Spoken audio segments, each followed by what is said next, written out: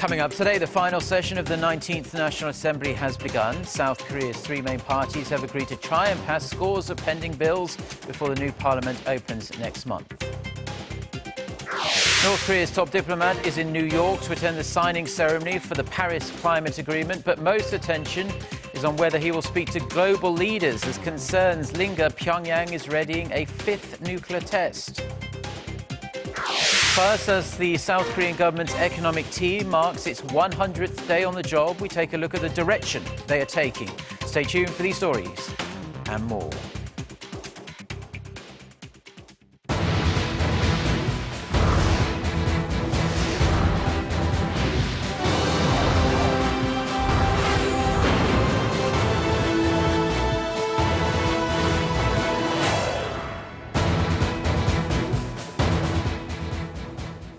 Hello, it's noon on Thursday, the 21st of April. You're tuned in to our midday newscast here on Arirang TV. Thank you for joining us. I'm Mark Broom.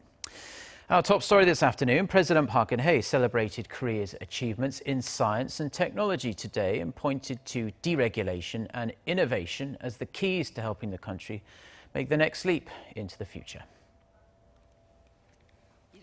정부는 신기술, 신산업 창출과 성장을 가로막는 규제와 관행을 과감하게 철폐하고 개선해 나갈 것입니다.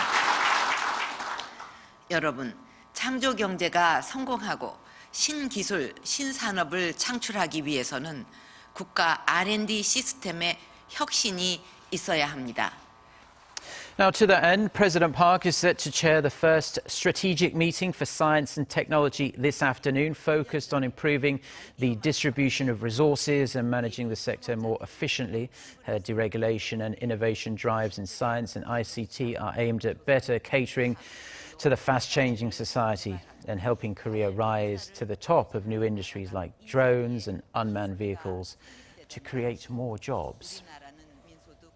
Korea's National Assembly has kicked off a month-long parliamentary session to deal with a slew of pending bills. We have our political correspondent, Ji Myung-gil, on the line, who has the details. Myung-gil.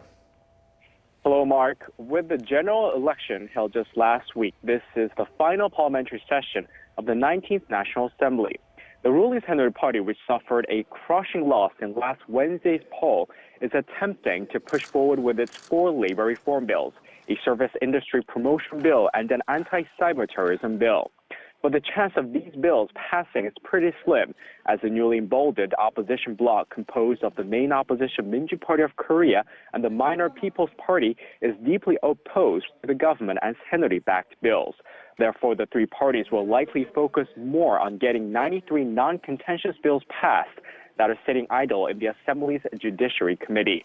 The deputy floor leaders of the three main parties are slated to meet next Wednesday for working-level talks to fix the upcoming parliamentary schedule. The floor leaders of the three parties have also already agreed to open two plenary sessions next month to vote on the bills. One thing they have yet to see an eye-to-eye on is who should take the soon-to-be vacant National Assembly Speaker's position. The main opposition Minju Party of Korea says one of its lawmakers should be made the new parliamentary speaker since it will be the biggest party in the next National Assembly. The splinter People's Party is siding with the Minju Party and plans to take one of the deputy speaker positions. As you'd expect, the ruling Saenuri Party has expressed reservations about such a step. The new speaker will start work on May 30th when the 20th National Assembly begins. Mark? Well, thank you very much for that report, Myung-gil. Now, North Korea's top diplomat is in New York to sign a landmark UN climate agreement.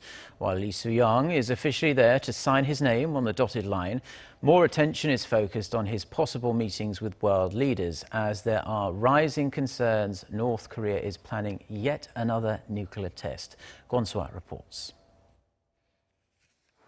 North Korea's foreign minister has arrived in New York to attend a signing ceremony at the UN headquarters on Friday on the Paris Climate Change Agreement. The North state-run Korean Central News Agency says Lee Soo-young will also take part in the high-level thematic debate on achieving the Sustainable Development Goals, where the North is reported to have asked to make remarks. Attention is being drawn to whether the North Korean official will personally take the podium. There is no word yet on whether he will meet with UN Secretary-General Ban Ki-moon, as he has done during his previous trips to the UN, or whether he will meet with his U.S. counterpart, John Kerry. The U.S. says no talks are planned at this time. Lee attended the UN General Assembly in September last year and in 2014 as the first North Korean foreign minister in 15 years. This trip comes amid mounting concern Pyongyang may conduct another nuclear test, despite tough new UN sanctions that have been in effect for more than a month. Speculation is rising that a fifth test could be imminent due to activity at the North's Punggye-ri nuclear test site.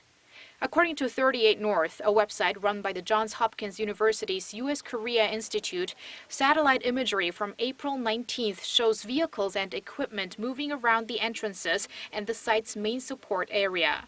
The analysis says there is no evidence a nuclear test is imminent, but that preparations cannot be ruled out. Kwon So-ah, Arirang News. Now, South Korea will also be taking part in the signing ceremony for the Paris Accord in New York, along with approximately 150 other countries. Seoul's Environment Minister Yoon Sung-gyu, who is leading the South Korean delegation, is expected to pledge domestic efforts to ensure the quick implementation of the agreement, as it will only take effect if more than 55 nations that account for at least 55% of the world's carbon emissions ratify the accord. The landmark deal was adopted by 195 countries at the Paris Climate Conference in December last year to replace the Kyoto Protocol on climate change. The legally binding new deal aims to curb global warming with more realistic targets. Now, startling new details are emerging about North Korea's failed launch of a ballistic missile last Friday. It has been reported that the intermediate-range missile exploded, sparking a gigantic fireball that wrecked the launcher and could have also killed technicians on the ground. Citing defense officials in Washington, the US-based news agency Washington Free Beacon says the missile blew up around 90 meters above the ground. It says US surveillance systems, both airborne and space-based, videotaped the explosion. According to a diplomatic source, the likely cause of the explosion was a faulty fuel system or turbo pump failure, but no one really knows for sure. The report added that 2 launches were set up for the test, but the North refrained from firing the second after the first failed in such a spectacular fashion. The Pentagon has yet to comment on the report. Crop production in North Korea has decreased drastically since last year due to the effects of a drought that's plagued the country for the last 2 years, according to a report by the UN Food and Agriculture Organization released Wednesday. Crop production in North Korea has dropped 11% since last year to 5 million tons. The report says that during the first quarter of this year, an average North Korean citizen received 370 grams of food a day. That's far below the UN's recommended allowance of 600 grams. Over 40% of the North Korean population has been suffering from malnutrition since 2014, according to this report.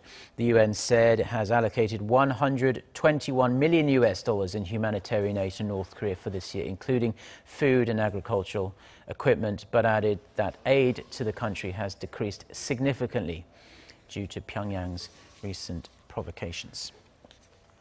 Now, it's been 100 days since the third economic team under the Park Geun-hye administration took the reins, and with the general election behind us, the team led by Finance Minister Lee Il-ho is preparing to take its economic policy in another direction. Hwang Ji-hye reports. Since taking office early this year, Finance Minister Yoo Il-ho has been emphasizing the importance of structural reforms to rev up the economy. He was also skeptical about the possibility of the government setting aside an extra budget. This contrasts with his predecessor Choi Kyung-hwan, who tried to boost the recovery momentum with aggressive stimulus measures. While such policies have stimulated domestic demand and revitalized the housing market, they've also led to mounting household debt and strained the country's fiscal soundness. With that, the new team aims to focus on fostering new growth engines while restructuring conventional sectors that are losing steam to boost investment and create jobs. Exports, Korea's traditional growth engine, have been fizzling, dropping for the 15th straight month in March, the longest downslide the country has ever experienced. Facing a global economic downturn and plunging oil prices, the country's major manufacturers like shipbuilding and steel, as well as shipping companies, are reporting eye-watering losses. In an attempt to lift Korea out of its 2% range low-growth rut, the government is set to lay out measures next week to foster industries related to Internet of Things and artificial intelligence. To give the measures the best chance of success, experts say it's crucial the government ease regulations and create a more business-friendly environment. Hwang Jie, Arirang News. Now, just a few days after a powerful earthquake hit Ecuador, another aftershock rattled the South American country last night. The death toll from Saturday's devastating earthquake has risen to more than 570 now. More than 46,000 are injured and over 100 are still missing. Kim Hae-sung has this report. Over 400 aftershocks have rattled Ecuador since the earthquake first hit the country last Saturday, with the latest one Wednesday night registering 6.2 on the Richter scale. The tremor was centered offshore 70 kilometers from the town of Esmeralda, which lies north of the original quake's epicenter. Wednesday's aftershock came as Ecuadorians began burying loved ones while hopes faded that more survivors will be found. All of our houses are on the ground. Everything is lost. Everything is lost. There is nothing we can do with what was God's desire. There is nothing we can do. Ecuadorian President Rafael Correa said the cost of rebuilding the nation could be up to $3 billion and said he's considering whether to issue government bonds to finance the project. Global aid organizations are rushing in to send support to the South American country. The World Food Program is sending supplies, and the UN Refugee Agency is preparing to send temporary shelters. A dozen countries are also involved in the relief effort. Korea said Wednesday that it would send $700,000 worth of humanitarian aid to the hardest hit areas. Kim Hae-sung, Arirang News. Japanese Prime Minister Shinzo Abe has once again sent a ritual offering to the controversial Yasukuni War Shrine to mark the beginning of the three-day spring festival in the country. The shrine, which honors Japan's war dead, including 14 Class A convicted war criminals, has been a source of hostility with Korea and China, victims of Japan's past aggressions. Abe enraged Seoul and Beijing and came in for international criticism when he last visited the shrine in person in 2013. But to appease his conservative base, he has instead sent a masakaki tree offering every year since, although this action has also been criticized by Korea and China in the past. Japan is looking to maintain its recent improving relations with its neighbors, especially ahead of the G7 summit that will be held in the country in May. Volkswagen has reached a deal with US authorities to settle a case of cheating its diesel emission tests just hours before the deadline. Germany's Die Welt newspaper reported on Wednesday that the deal involves compensating every affected customer with a $5,000 payment and paying to fix the nearly 600,000 vehicles. Last month, the US federal judge gave Volkswagen and regulators until April 21st to agree on a fix for the vehicles with the corrupted software. German media said the agreement will be presented to Judge Charles Breyer in San Francisco on Thursday local time. If the deal is confirmed, the German automaker will avoid going to trial in the summer. And another huge company is in hot water. The European Union has charged Google for breaching antitrust rules. It also ruled that Google has unfairly made it a requirement for mobile phone manufacturers to pre-install Google applications on the phones, depriving consumers of a wider choice. Park Jang-hong reports. The EU claims Google is not competing fairly in the European market and has breached its antitrust regulations. The decision comes after a year-long investigation into some of Google's business practices related to the Android operating system and Google's applications running on Android. EU regulators say Google's strategy of abusing its dominance and requiring phone makers to pre-install its apps is unfair. It is doing so by imposing unjustified restrictions and conditions on manufacturers of devices who's running Android mobile operating system, as well as on mobile network operators. The Commission estimates the Android OS accounts for a staggering 80% of all smart mobile devices in Europe and around the world. It argued that the tech giant was denying consumers a wider range of choice of mobile apps while stifling innovation.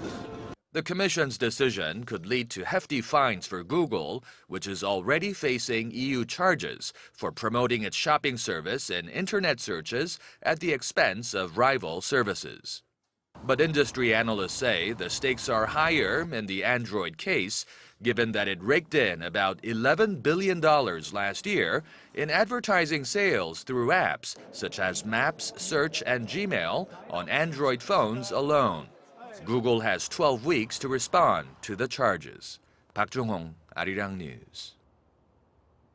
Korea's largest theme park is opening its Panda exhibit to the general public starting today. The two giant pandas, Aibao and Lobao, will be featured as the main attractions at Everland's new Panda World, a two-story state-of-the-art exhibit spanning over 7,000 square meters, so they should have plenty of space. The animals left their Chinese sanctuary in Sichuan province and arrived in Korea at the beginning of March. Since then, they have gone through a 50-day acclimatation process with visiting hours limited to 3 hours a day. The relocation is a result of a summit between Korea and China in 2014 when Beijing agreed to lend the bears to Korea for 15 years for collaborative research purposes. And with that, those are stories we have been following on this Thursday afternoon here in Seoul. I'm Mark Broom. Thank you as always for watching our newscasts, and we'll be back throughout the day. Our next news bulletin coming up at 3 p.m. Korea time. So until then, goodbye.